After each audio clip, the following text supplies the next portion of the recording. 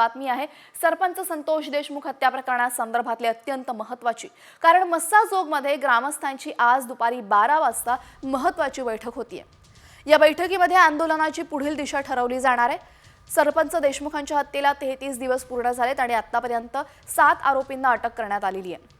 तर अजूनही कृष्णा आंधळे नावाचा आरोपी फरार असून आरोपींना तात्काळ अटक करण्याच्या मागणीसाठी ग्रामस्थांनी जलसमाधी आंदोलन केलं होतं। आता पोलीस अधीक्षक नवनीत कावल यांनी आरोपींना अटक करण्याचं आश्वासन दिल्यानंतर ग्रामस्थांनी आंदोलन मागे घेतलं होतं। मात्र अजूनही एक आरोपी फरार आहे आणि पुढच्या आंदोलनाची दिशा नक्की कशी असेल हे ठरवण्यासाठी आज 12 वाजता बैठकीचं आयोजन करण्यात आलंय।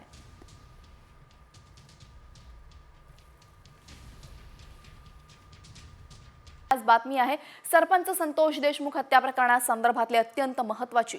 कारण मस्साजोगमध्ये ग्रामस्थांची आज दुपारी 12 वाजता महत्त्वाची बैठक होतीये। या बैठकीमध्ये आंदोलनाची पुढील दिशा ठरवली जाणार आहे। सरपंच देशमुखांच्या हत्येला 33 दिवस पूर्ण झालेत आणि आतापर्यंत 7 आरोपींना अटक करण्यात आलेली आहे। तर अजूनही कृष्णा आंधळे नावाचा आरोपी फरार असून आरोपींना तात्काळ अटक करण्याच्या मागणीसाठी ग्रामस्थांनी जलसमाधी आंदोलन केलं होतं। आता पोलीस अधीक्षक नवनीत कावल यांनी आरोपींना अटक करण्याचं आश्वासन दिल्यानंतर ग्रामस्थांनी आंदोलन मागे घेतलं होतं। मात्र अजूनही एक आरोपी फरार आहे आणि पुढच्या आंदोलनाची दिशा नक्की कशी असेल हे ठरवण्यासाठी आज 12 वाजता बैठकीचं आयोजन करण्यात आलंय।